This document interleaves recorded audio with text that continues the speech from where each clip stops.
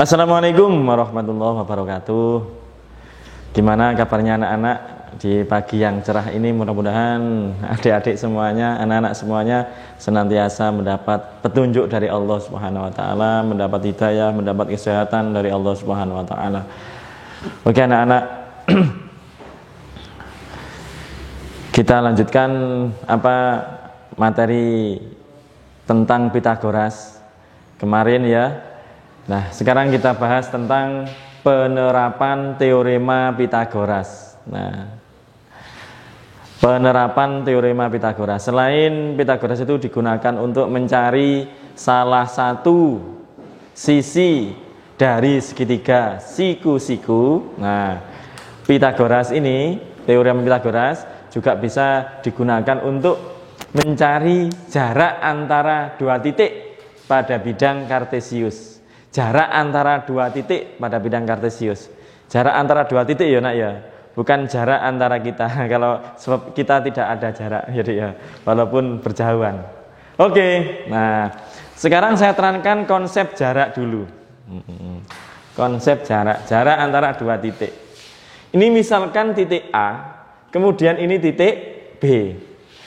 Yang dikatakan jarak antara dua titik itu garis terdekat yang menghubungkan antara titik A ke titik B. Garis terdekat, jarak terdekat antara titik A ke titik B. Nah, itu bisa dipenuhi apabila ditarik lurus antara titik A ke titik B. Nah, ditarik garis lurus. Nah, ini namanya jarak antara titik A ke titik B. Kalau misalkan rumah saya ke MTS Mu'alimat ini saya tempuh dengan jarak 2 kilo, itu sebetulnya bukan jarak anak-anak, bukan jarak. Loh, lah apa Pak? Panjang lintasan yang saya lalui. Panjang lintasan yang saya lalui. Sebab apa? Ini misalkan rumah saya, Imron itu ya. Ini MTS Mu'alimat di sini. Nah, itu dari sini, rumah saya itu dari sini ke sini ya, ke sini dulu, baru ke sini, baru ke sini. Nah, nih, ini bukan jarak, ini bukan jarak, tapi panjang lintasan yang saya lalui. Kalau sebetulnya jarak rumah saya ke Mu'alimat, berarti harus ditarik garis ke sini. Karena di sini ada sungai, ada rumah orang, ada dan lainnya, ada kamar mandi juga loh. Ayo. Kalau diterai kan bahaya gitu adik ya. Nah, ini sebetulnya jarak. Kalau ini panjang lintasan. Oke. Nah, perhatikan adik-adik. Misalkan Pak Imran punya titik A di sini. Nah, titik A. Kemudian ini titik B. Nah, pada bidang kartesius, nah, titik itu dinyatakan dengan X, Y. Nah, ini X, Y. Titiknya ini juga X, Y. Nah, karena X-nya ada 2, Z-nya juga ada 2, maka ini kita anggap X1, X2, Y1, Y2. Nah, oke. Kemudian kalau kita tarik jarak, berarti dari sini ke sini. Nah, ini jarak titik A ke titik B itu ini, garis ini. Nah, untuk mencari ini, anak-anak harus kreatif, nah, mengkreatifkan diri. Gimana Pak? Bentuklah segitiga siku-siku. Nah, bentuk segitiga siku-siku ini ke sini. Nah, ini. Maka panjang ini sampai sini adalah X2 dikurangi X1. Nah, panjang ini sampai sini berarti Y2 dikurangi Y1. Nah, panjang ini sampai sini adalah X2 dikurangi X1. Panjang ini sampai sini adalah Y2 kurangi Y1. Nah, sehingga kalau mencari AB, nah kita pakai Pitagoras, AB kuadrat sama dengan, nah ini sisi miring kuadrat sama dengan kuadrat sisi yang lain. Ini kuadrat X2 dikurangi X1 kuadrat ditambah Y2 dikurangi Y1 kuadrat. Nah, sehingga kalau mencari AB saja tanpa kuadrat, maka harus diakarkan.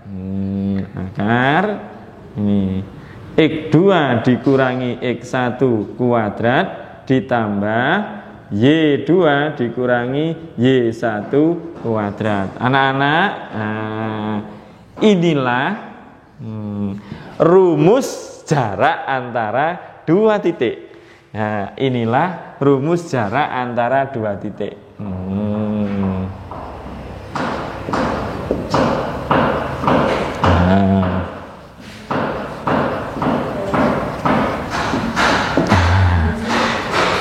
Nanti kalau mengerjakan, anak-anak tidak usah pakai ini.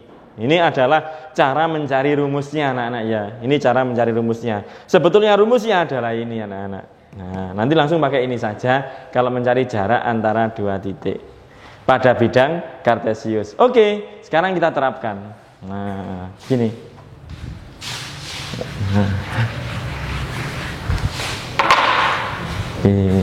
Contoh soal. Nomor 1, tentukan jarak antara dua titik berikut ini. Misalkan yang pertama titik A dengan koordinat 5,-3 dan titik B dengan koordinat -7, -2. Nah, yang kedua titik P dengan koordinat 4,-1 dan titik Q -5,2. Nah, oke, jawabnya iya. Yang pertama, bismillahirrahmanirrahim. Nah, jarak antara titik A 5,-3 dan titik B -7, -2. Nah, titik A 5,-3 dan titik B -7, -2. Anak-anak, yang pertama ya, ini kita anggap sebagai X1, ini Y1. X1 ya gandengannya Y1 nak ya. Ini X2, ini Y2. Paham ya? Langsung kita terapkan pakai rumus ini. Nah, ini AB, kalau titik A dan B ya berarti AB jaraknya. Kalau titik A dan titik I, titik A dan titik E, titik H ya IH gitu ya.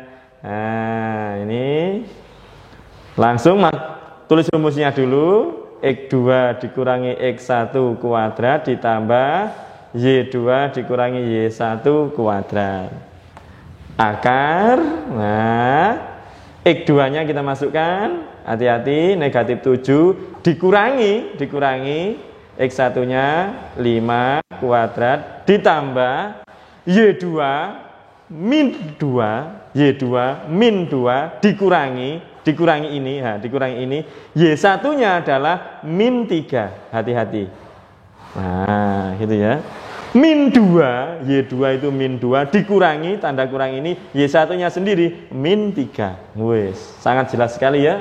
Akar, nah ini -7 dikurangi dikurangi 5, -7 kurangi 5 berarti -12.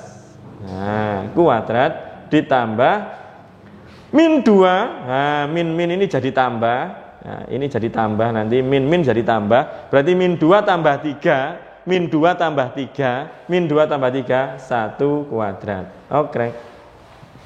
Akar, nah, -12 kuadrat itu artinya -12 kali -12.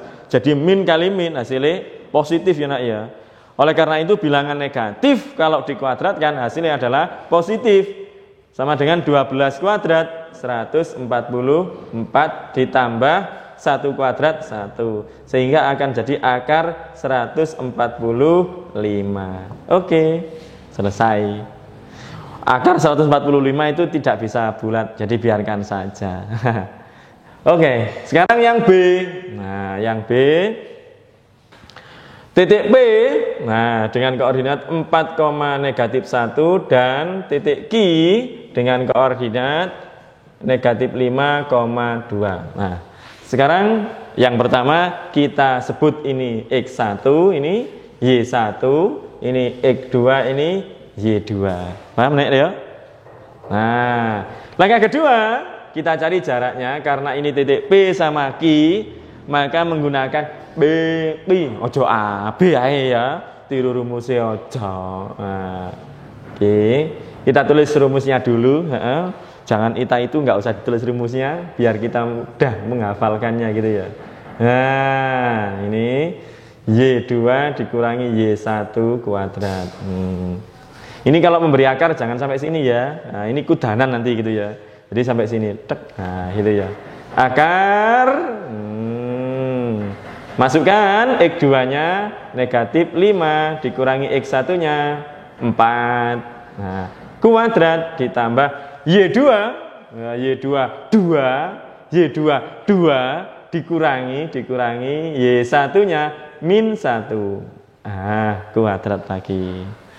Sangat jelas sekali ya nak ya. Akar negatif 5 dikurangi 4 berapa nak?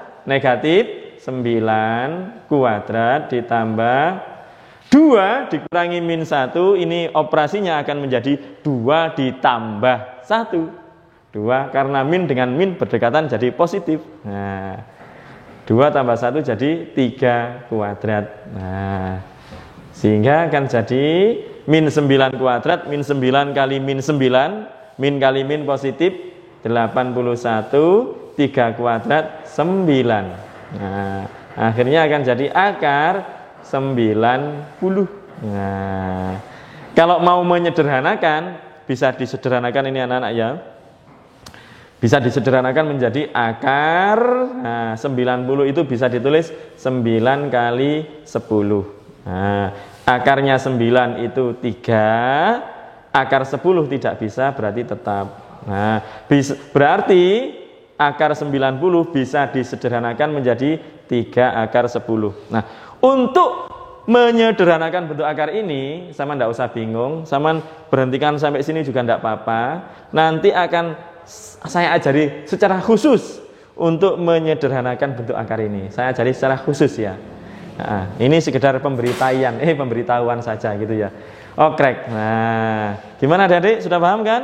Nah, kalau sudah paham, nanti saya kasih soal ya. Saya kasih soal, ditulis, dikerjakan di buku. Nah, dikerjakan di buku, enggak usah dikirim di WA ya. Nanti BBI memori ini Pak Imron gitu ya. Dikerjakan di buku. Nah, nanti kalau sudah masuk tatap muka akan saya periksa. Nah, akan diperiksa gurunya masing-masing, guru matematikanya masing-masing. Jadi ya sebagai tugas di rumah gitu ya. Dan sebagai tolak ukur sejauh mana kemampuan sampean dalam menerima pelajaran yang saya sajikan lewat video pembelajaran ini. Oke ya. Kalau kurang paham bisa diputar-putar lagi videonya ya Dik ya. Ditonton sampai 10 kali, 15 kali. Enggak bosan kan melihat Pak Imran gitu ya. Oke adik-adik, sekarang contoh soalnya. Titik I dengan koordinat min 7,3 dan titik H dengan koordinat 5,2. Nah, 2. Okay. Ayo, minta apa lagi? Inisialnya ini sudah IH. Ini inisial Pak Imron ya. Nah, minta lagi ayo. Titik F dengan koordinat 6,-2 dan titik G dengan koordinat min 1,5. Nah, 3. Titik Q dengan koordinat min 1,-2 dan titik R dengan koordinat min 5,-7. Nah, satu lagi nggih, nomor 4. Nah, titik K dengan koordinat min 8,1 dan titik L dengan koordinat min 5, min 3. Itu Dik ya. Nah, ini ada 4 soal, bisa adik-adik buat latihan untuk mengukur kemampuan adik-adik sejauh mana bisa menerima materi yang saya sampaikan lewat daring ini. Dicoba aja Dik ya. Nanti kalau ada kesulitan bisa tanya ke saya. Gitu. Oke, terima kasih. Sampai ketemu lagi anak-anak saya yang sangat saya cintai dan yang mencintai saya gitu ya. Mudah-mudahan selalu sehat selalu sampean semuanya. Saya tunggu kedatangan sampean nanti di pondok, kita ketemu lagi tatap muka. Saya akhiri, assalamualaikum warahmatullahi wabarakatuh.